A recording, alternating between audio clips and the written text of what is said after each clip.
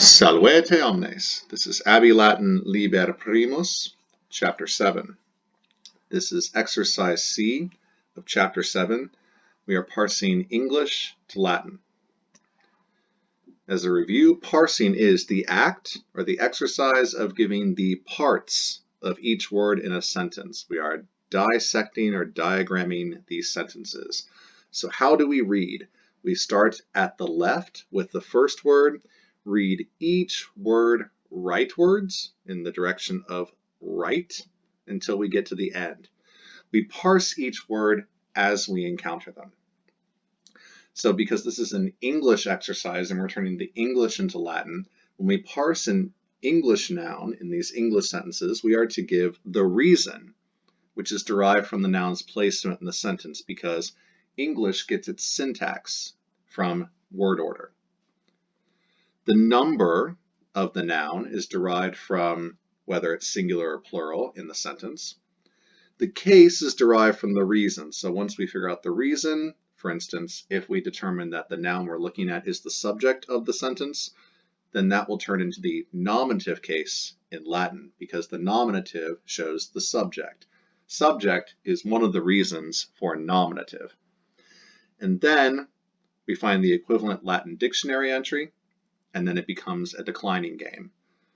When we get to a verb, we're going to give the person, the number, and the tense of that verb, and then find the principal parts of that verb in Latin, and then it's a conjugating game. All right, optime, let's start. So, number 1. Were the Gauls fighting with great anger against the Romans for a long time? And I want to first emphasize that this is a question, an interrogative. So first and foremost, whatever the first word of your sentence is in an interrogative where the answer is a yes or no, you begin the sentence, the first word, whatever the first word is, you put the enclitic ne on the end. Whatever first word you decide to make in your Latin sentence, ne. Ne goes on the end of that word. I typically choose the verb.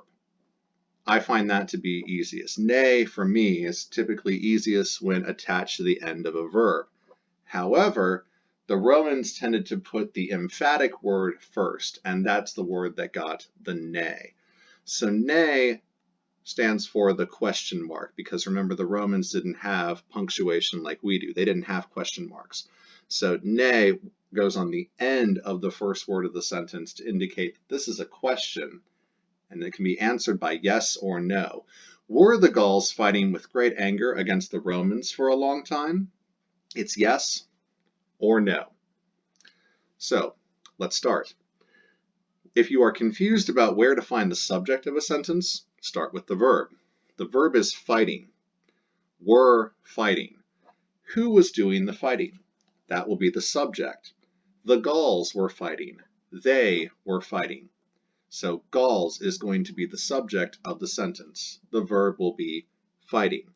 So fighting is going to be pugno, pugnare, pugnavi, pugnatus. We said they, the Gauls, they were fighting. So that will be third person, they, plural, they, and they were fighting in the past. It was a continuous, reoccurring action that went on in the past. It was happening. It kept on happening. It used to happen. This is indicated by the imperfect tense in Latin, the imperfect tense. Present stem, pugna, add the tense marker ba, ba, and then we want the third plural ending unt to tell us that they are doing the action. So we want pugnabant, pugnabant.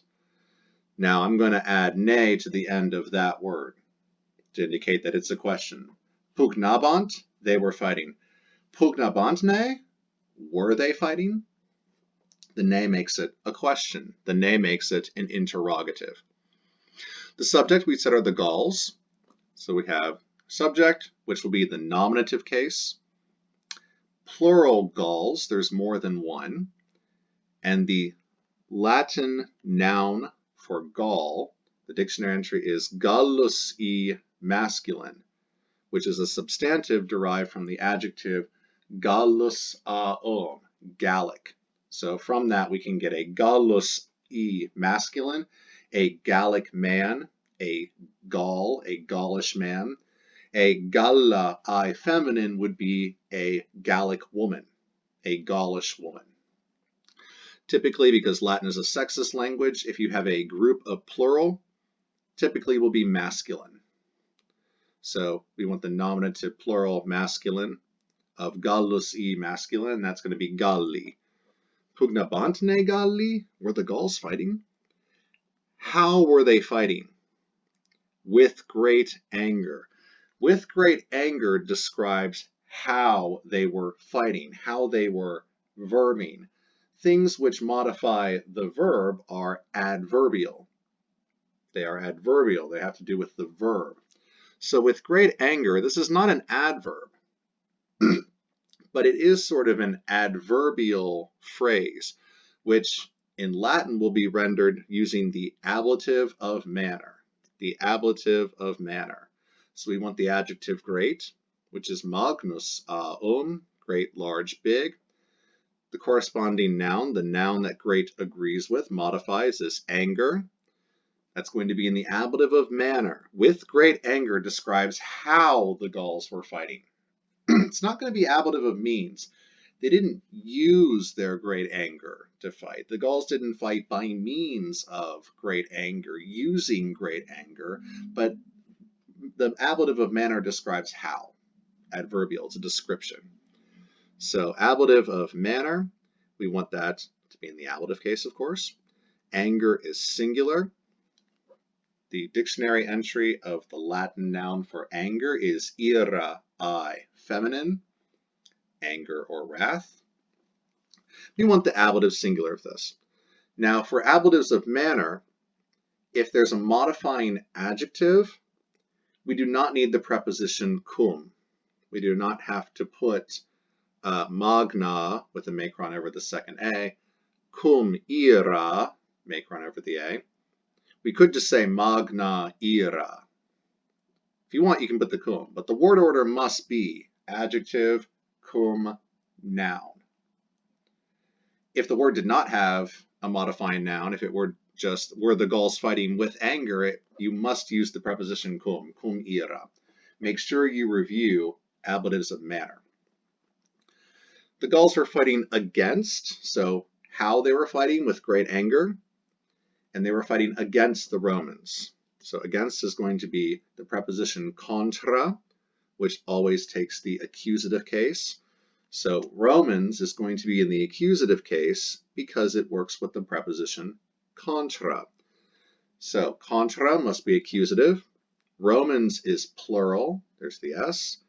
And because Latin is a sexist language, large groups of people tend to be masculine because the Romans believe that there's got to be at least one dude in that crowd, at least one dude to tip the scales to masculine.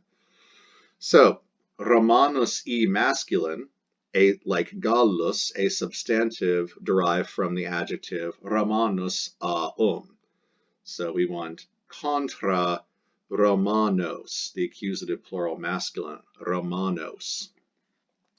And then for a long time is an adverb.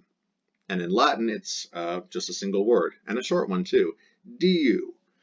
Diu means long or for a long time. Do not confuse it with the adjective longus aum. That's an adjective. Diu is an adverb. Diu means for a long time, and longus aum only refers to spatial length, as in distance covered. Distance you could measure with a ruler. As in diu, however, you need a watch because it has to do with time. So adverbs modify the verb. How long were the Gauls fighting? For a long time. We also have this other adverbial phrase, with great anger, how the Gauls were fighting. All right, all together now. Pugnabantne diu, Galli magna, and you could put the cum, ira contra Romanos. Pugnabantne diu, Galli magna ira contra Romanos. And it's a question. Remember the ne must be put at the end of the first word, whatever the first word is.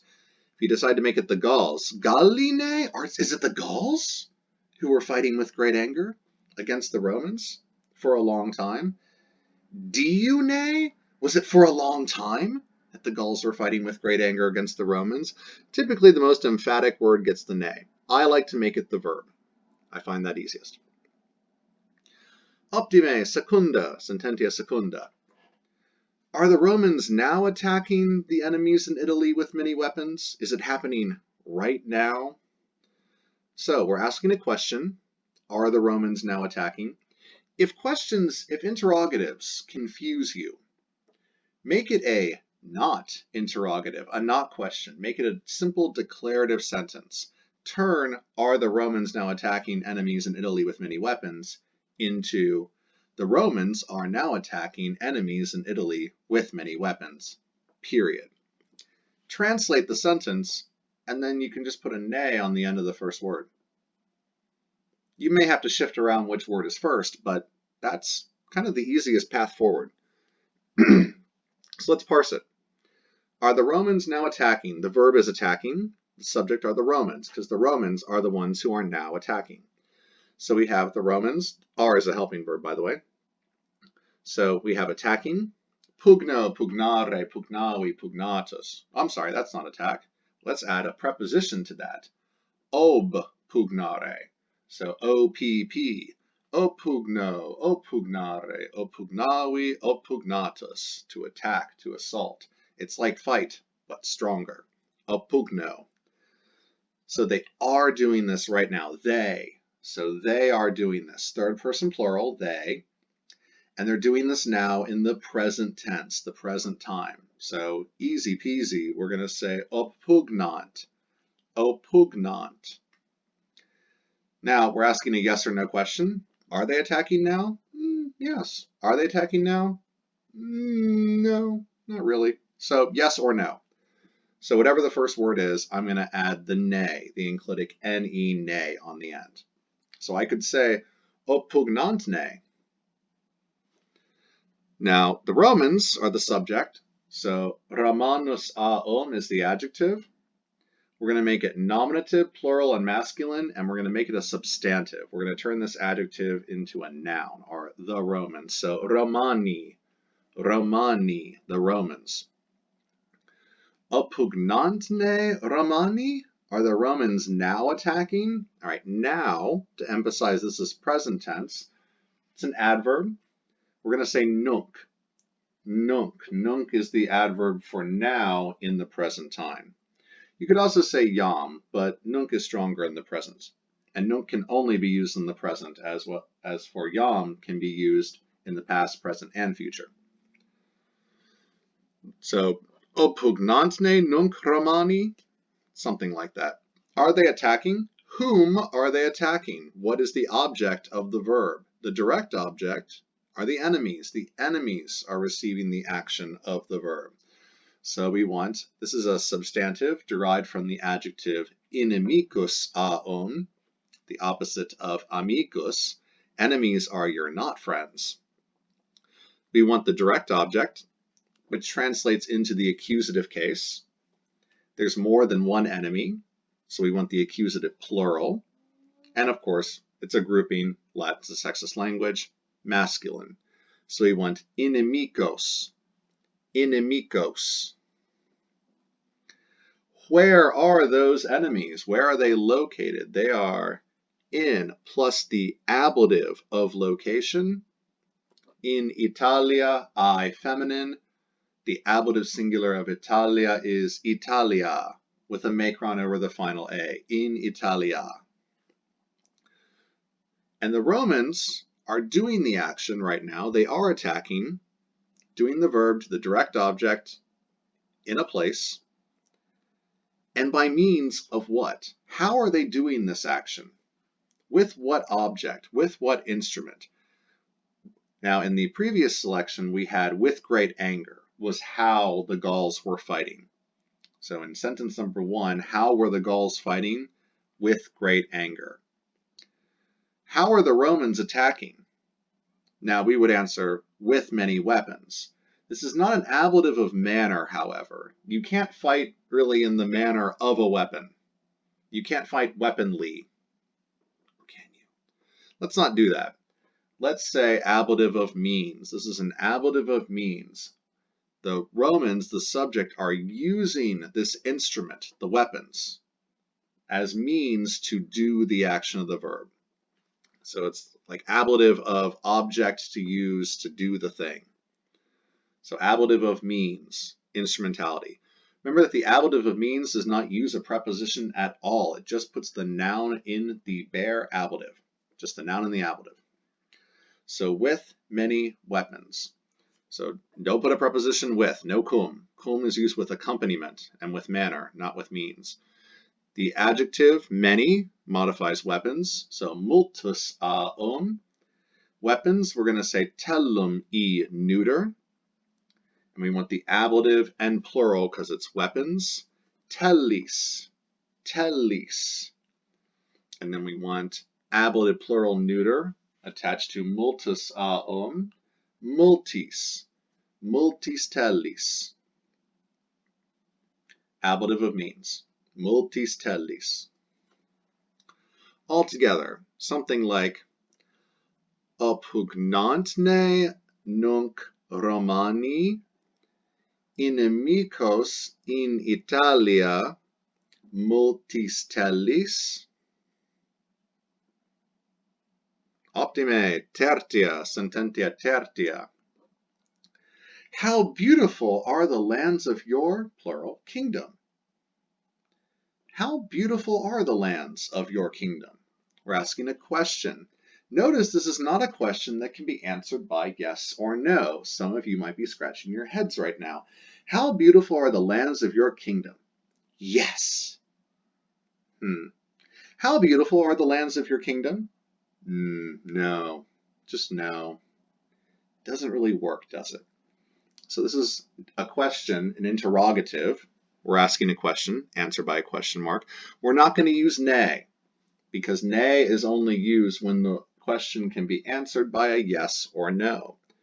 Instead, we're going to use an interrogative word, like an interrogative adverb, like say, quam. Quam, how. How, it's an adverb, how.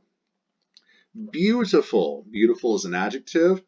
We have poker, pokra, pokrum. And at first glance, I'm not quite sure what that adjective is supposed to be modifying. I'm not even sure if it's supposed to be a substantive. I know it's poker, pokra, pokrum, beautiful. I'm not quite sure what to do with it now. I know I have quam and then poker, pokra, pokrum. I'm just going to leave that alone for now. Move on. Are. All right, here's our verb. How beautiful are. Now ask yourself, what are? Whatever is, whatever are, whatever exists, whatever is the subject of the verb are, that's the nominative subject. So it's not beautiful. What are there? The lands. The lands of your kingdom are beautiful. If you rearrange the interrogative to a declarative, the sentence becomes more clear. It's probably something you're more used to. So if we turn this interrogative into the lands of your kingdom are beautiful, it's obvious that the lands are the subject of the verb are. Beautiful is going to be a predicate nominative because we have a linking verb. This is giving more information, predicate nominative, an adjective, about the nominative subject. Remember back in chapter 2, a sentence like, the lands are beautiful. Terrae sunt pulchrae. Terrae sunt pulchrae. It's pretty easy, isn't it? Pulchrae, nominative plural feminine, to agree with the nominative plural feminine of terrae feminine, where lands is the subject, are is the linking verb, beautiful is the predicate nominative. It's an adjective. And the lands are of your kingdom. So the lands belong to your plural kingdom. So this whole phrase right here is not going to be rendered into Latin with a prepositional phrase, because Latin don't do that. Instead, we're going to render this using the genitive case, the genitive of possession. We're going to put this noun in the genitive case to possess the subject lands, because it's your kingdom's lands are beautiful. The adjective your, and it's your plural, it's not tuus your singular, it's wester, westra, westrum, your. And that modifies kingdom, regnum e neuter. So we want the genitive singular neuter of both. So vestri regni, vestri regni. Quam pulchrae sunt terrae vestri regni. Make sure you put the question mark in your Latin. But the Romans didn't use them. I know, but we do. Also notice that there's no ne to indicate that we have an interrogative. Instead, we have quam. Quam pulchrae. How beautiful are they? So beautiful. Quarta. Why will the women call their daughters to the field today? Don't know. So we have an interrogative. It's a question. Notice it cannot be answered by a yes or a no. So there will be no ne, no ne on the end of the first word. We have an interrogative here, an interrogative adjective. Why? Aren't you curious as to why? C-U-R, curious. Cur, cur. Why? Cur. We just have the interrogative adjective. No ne. Don't say cur ne. That's too much questioning. Just cur is fine by itself. Why will the women call? Okay, call is our verb. Who is doing the calling? The women are. They are the subject. They are calling. So call is woko, wokare, wokawi, wokatus. Why will they call? Will be in the future tense. It will happen in the future, and they will do it. So third person plural, future tense of woko, wokare will be wokabunt. Wokabunt. Now we said the subject will be the women, femina, I, feminine. So if it's the subject, that must be in the nominative case. Women is the plural of woman, so nominative plural of femina, feminae is feminae. Cur feminae vocabunt. Why will the women call? Whom are they calling? Don't worry about their. Go ahead and put daughters. It's implied to be their daughters. I mean, would the women be calling other people's daughters? Maybe. Be quiet. So call their daughters. Latin word for daughter is filia I, feminine, which is the opposite of filius e, masculine. We're calling daughters. Daughters is plural, more than one. And daughters will be in the accusative direct object, because daughters is the direct object of the verb call. Daughters is receiving the action of the verb. The subject does the action to the direct object. So daughters, we want the accusative plural, filias. Filias. And to where are they calling them?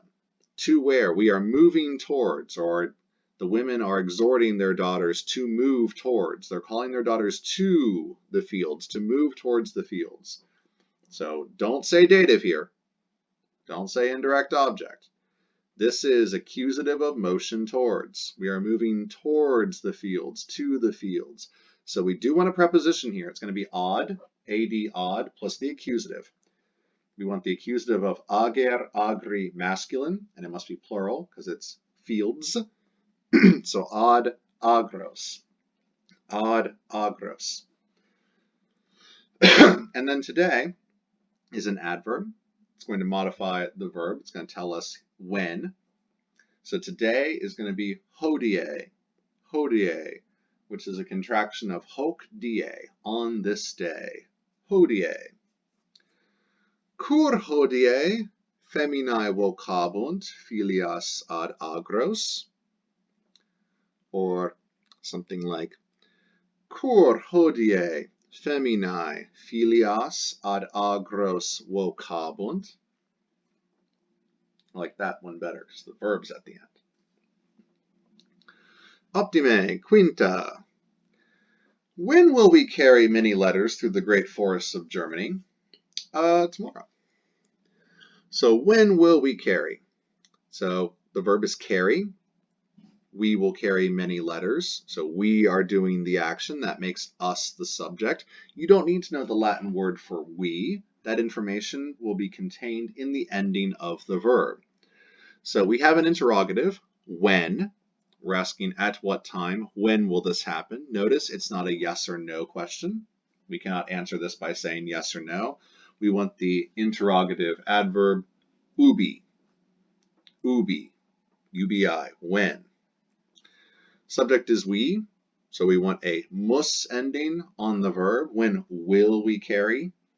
Carry is porto, portare, portavi, portatus. The present tense is porta, and then add the tense marker be, because it's the future tense, and then mus, first person plural we, mus. Portabimus, portabimus. Ubi portabimus. And we're carrying what? What's the thing? What's the direct object that receives the action of the verb? The many letters. Many is an adjective, modifying the noun letters. Many is multus and must have the same gender numbering case as letters. Epistula, feminine. Letters is going to be plural, and we said it will be in the direct object, so therefore accusative case. So we want the accusative plural of epistula, feminine, and that's epistulas. That makes many also accusative plural feminine. Multas, multas epistulas. Ubi multas epistulas portabimus? When will we carry many letters? Through where are we carrying these letters? Or to where? Whither are we carrying these letters? They're going through the great forests of Germany. Through is a preposition. In Latin it is per, P-E-R, per, which takes the accusative case, always and only the accusative case. We're going through the great forests of Germany. So we're going through the great forests. We're not necessarily going through Germany. I know that the forests are in Germany and Germany owns them, but we're actually going through the forests because that's what the sentence says. We're going through the great forests. Great being an adjective modifying the noun forest. Great is magnus and must have the same gender numbering case as forest, silva feminine. I said that the preposition per takes the accusative, so I want the accusative and plural of silva feminine, that is silvas. I want the accusative plural feminine of magnus and that will be magnas. Typically, adjectives denoting quality go after, they follow the noun, and adjectives denoting quantity precede or go before the noun. So I will say multas epistulas per silvas magnas. Great being an adjective of quality usually follows the noun. Many has to do with counting, quantity, and goes before. And the great forests are of Germany. They belong to Germany. Germany owns or possesses the great forests. In English, of Germany, it's a prepositional phrase denoting possession. And we want the genitive of Germania, feminine. This is the genitive of possession. Germany is singular, so we want Germaniae, Germaniae. Per silvas Germaniae magnas also works fine. Per silvas Germaniae magnas. Through the forests of Germany, you know, the big ones. So altogether, something like ubi multas epistulas per silvas Germaniae magnas portabimus. Optime, sexta, sententia sexta. For how long were the tall men walking with their sons in the forest? How long were the tall men walking with their sons in the forest? You can't answer this question with a yes or a no, so there will be no nay on the end of the first word. For how long? We're asking for how long. We want to use du, for how long. But we want to also add a quam. Quam diu? How long? Quam diu? Quam as an adverb can modify other adverbs. Quam diu? Like quam longe is how far off. Longe being the adverb form of longo saon. Quam longe, how far off? Quam diu? How long? How long is this going to take? Quam diu? So quam diu? Were the tall men walking? The verb is walking. Who's doing the walking? The tall men are. The tall men are the subject in the nominative case. Tall is an adjective modifying the noun men. We don't need to put the noun men in Latin.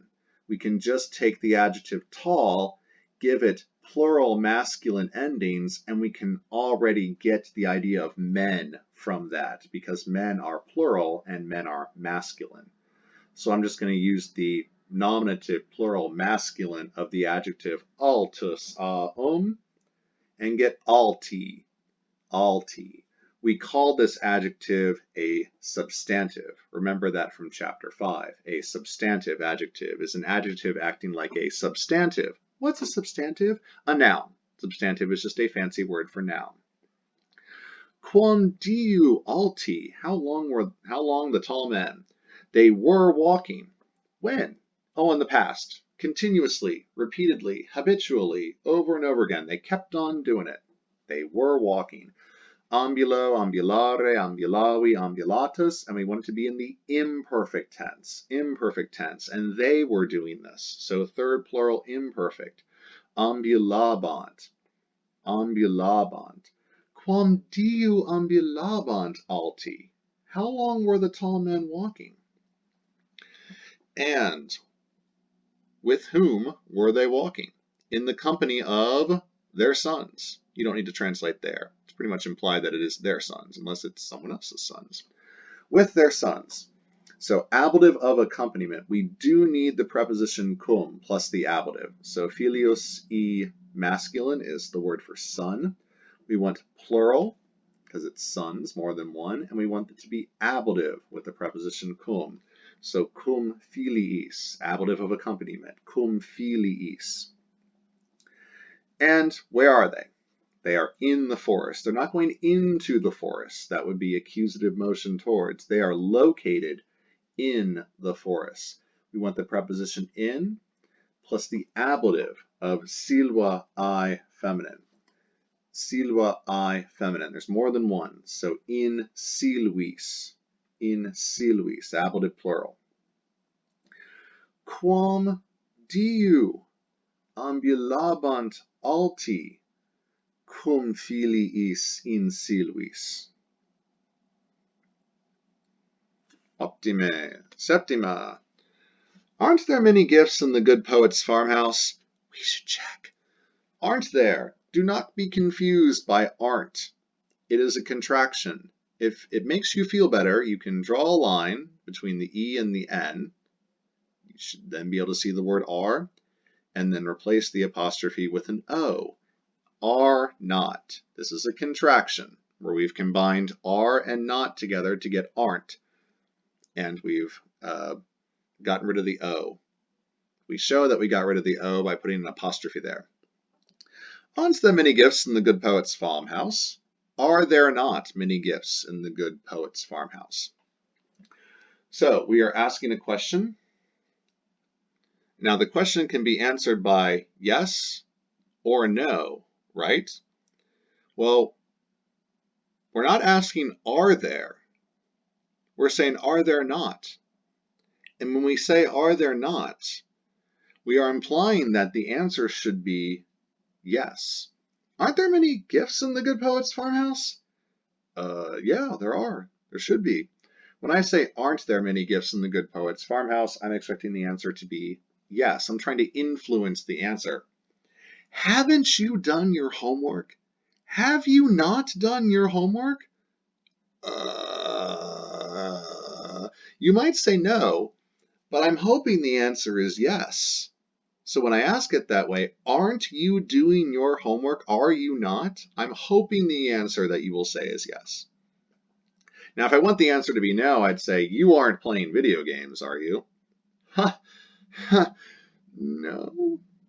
So I want to start off this sentence with not just nay, but known nay. Known nay. It's one word. It's known and nay, just like in English. We put a not in there, and then because it's Latin, we had a nay on the end. Known nay, and that has to be the first word. Known nay has to be the first word. Known nay. Aren't there many gifts in the good poet's farmhouse? What's the subject? Well, the verb is are. Well, what are there in the good poet's farmhouse? The many gifts. Gifts is the subject, and many as an adjective modifying gifts. So gifts is donum e neuter. We want more than one. It's always good to have more than one. Nominative plural neuter. So we want dona. Dona, and the adjective multus must be in the same gender number and case as dona. So also nominative plural neuter. Multadona. Multadona. Are, that's just present tense third plural sunt.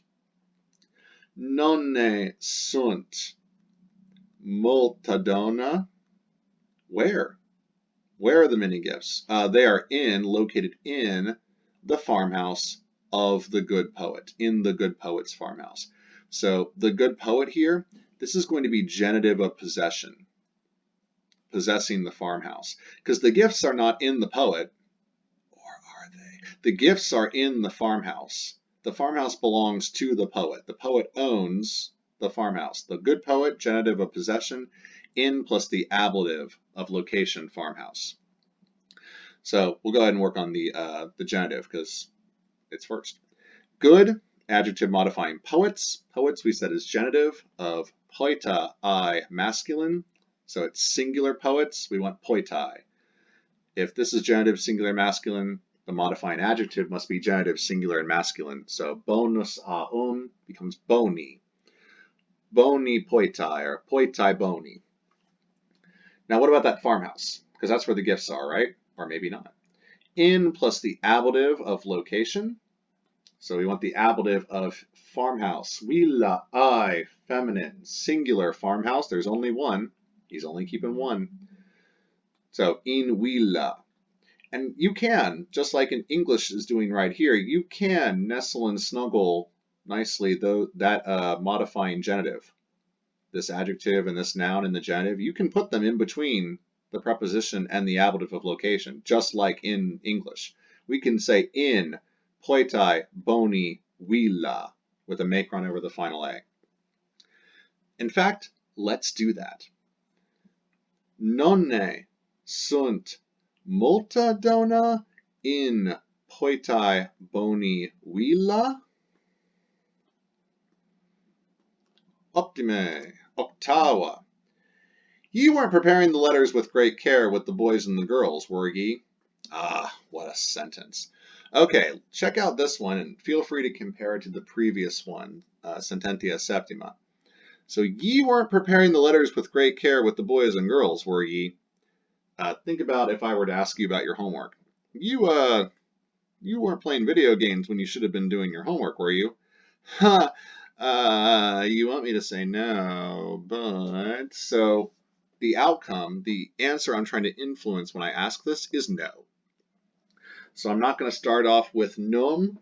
I'm sorry, I am going to start off with num. Ha! I'm not going to start off with nay. That's yes or no. I'm not going to start off with no nay. That's just yes. I'm going to start this sentence off with num. Num.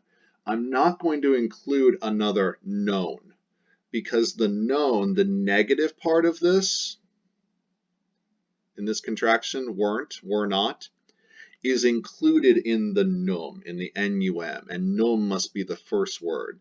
So nay, in enclitic, ne attached to the first word of the sentence gives a yes or no. You don't really care about the outcome, you're just looking for info. If the first word is nonne, we're trying to influence the answer to be yes. Haven't you done your homework? And then if we begin the sentence with num, num, then we are influencing the answer to be no. You weren't playing video games when you should have been doing your homework, were you?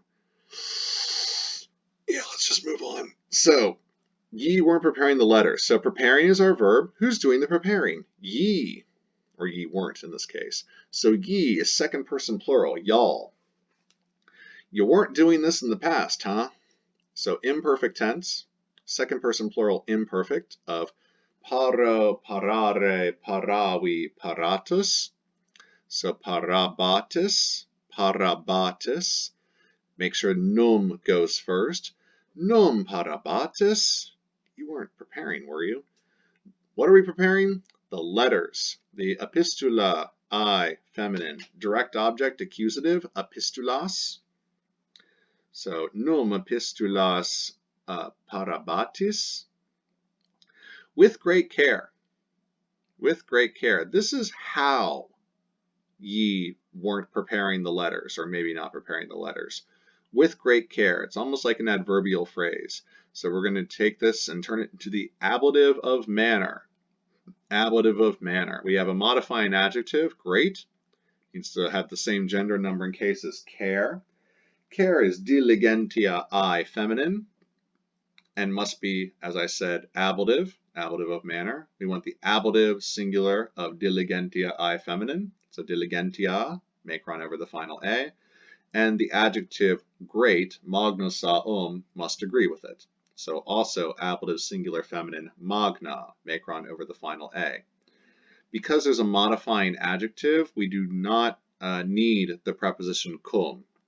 The word order should be magna cum diligentia, but you may omit the cum, so we just have magna diligentia. So this is ablative of manner describing how we didn't or did prepare the letters. Now notice that English uses the same preposition, with, to indicate this adverbial, as well as this ablative of accompaniment, this spatial ablative, with the boys and the girls. So this is in the company of the boys and the girls. We were in the company of boys and girls preparing letters. How? With great care. Oh, very carefully. Oh, very good. So this is cum, and we must use the preposition cum here. When we use the ablative of accompaniment, we must use the preposition there. Cum ablative and ablative of boys, puer, pueri masculine, and girls, puella I feminine. So hopefully we're pretty good at this. Cum pueris et puellis. You may also use que. Cum pueris puellisque. You don't need to worry about the word ye, as this is contained in the num that we put at the very beginning of our sentence. So the word ye, don't worry about it. It's already there. It's taken care of in the num. All together. Num epistulas magna cum diligentia cum pueris puellisque parabatis. Nona, sententia nona. Won't our friends give great beautiful gifts to the good girls? Won't they? Now don't be confused by won't. Oh, of course, I've already done this before. This is easy. It's a contraction. Very good, it's a contraction. So what are you going to do? Well, I'm going to draw a line between whoa and whoa. Yeah, that's right. Whoa, don't do that. That's weird. What's whoa? I don't know. Woe is me. N-O-T, woe not? It's actually will not. Won't is the contraction for will not. It's willn't. Will not our friends give great beautiful gifts to the good girls? Will not. So we want a future verb, will not give. Will they not give? Will our friends not give? We're asking a question where we expect a yes answer. Expect a yes answer. Won't you do your homework? Yes. So nonne. Nonne is the first word of the sentence. Nonne expects the yes answer. Num expects the no answer. Ne, the enclitic attached to the first word, expects a yes or no answer. Nonne needs to be first.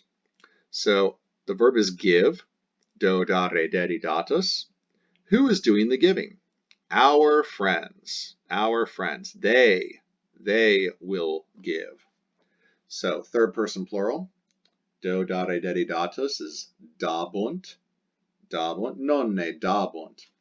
Subject, we said are our friends. Our is an adjective. Noster, nostra, nostrum, agreeing with the nominative subject friends. Amicus, masculine. So amici. Amici would be the nominative plural masculine subject. And nostri, which must be nominative plural and masculine to agree with the subject. So nostri amici. Nonne nostri amici dabunt. And what will our friends give? What thing? What object? The direct object. Great, an adjective. Beautiful, an adjective. There's our noun gifts. So gifts is the accusative direct object. Gifts. Donum neuter.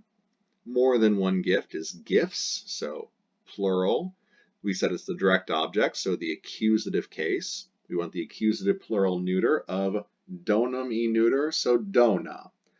We want the accusative plural neuter of beautiful, because it's an adjective modifying the noun dona. So we want poker, pokra, pokrum. We want pokra. And then great is another adjective modifying the noun gifts, which is accusative plural neuter, so it must be accusative plural neuter of magnus great. So magna. Latin doesn't like to do magna pulchra dona the way that English does. Latin would prefer to do either magna dona pulchra or dona magna et pulchra dona magna pulchraque. They typically like to put conjunctions between adjectives, whereas English just likes to list adjectives. Latin prefers to put conjunctions between adjectives, or to put the noun in between the two, and to have the noun separate the two. So, nonne nostri amici magna dona pulchra dabunt, and to whom will they give these beautiful gifts? So if gifts is the direct object, the indirect object receives the gifts. English shows the indirect object two ways, either by a prepositional phrase like here, to or for the good girls, or we could say, won't our friends give the good girls great, beautiful gifts? So English will show it by word order. So Latin does not use any prepositions with the dative, so don't do that. I don't want to see odd plus the accusative here because that's motion. If you put odd plus the dative, you are doubly, triply wrong because no preposition takes the dative. We just want to put good girls in the dative, indirect object, because they are receiving the direct object, the great, beautiful gifts. So good, bonusa goes with girls, puella I feminine, dative plural is puellis.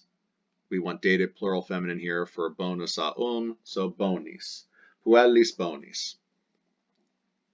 Nonne nostri amici puellis bonis magna dona pulchra dabunt.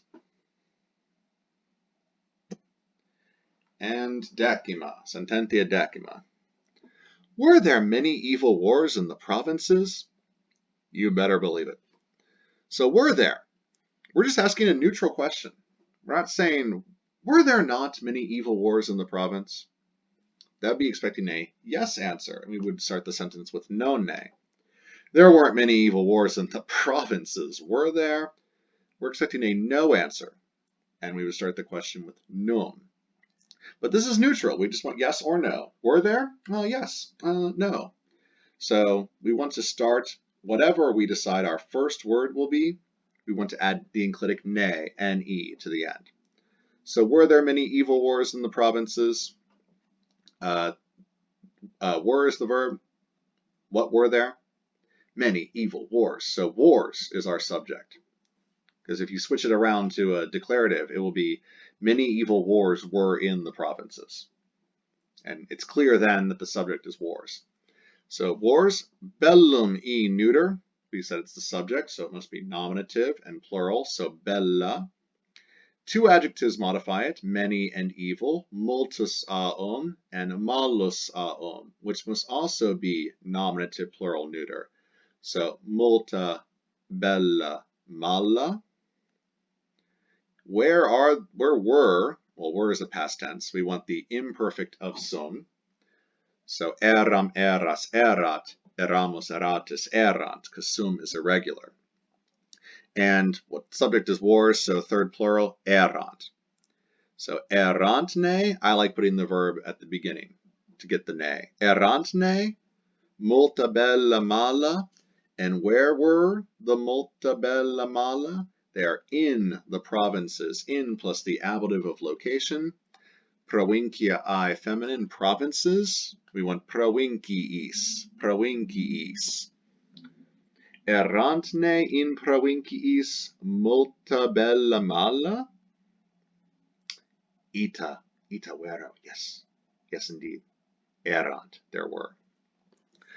Optime, very well done. That wraps it up for exercise C of chapter 7.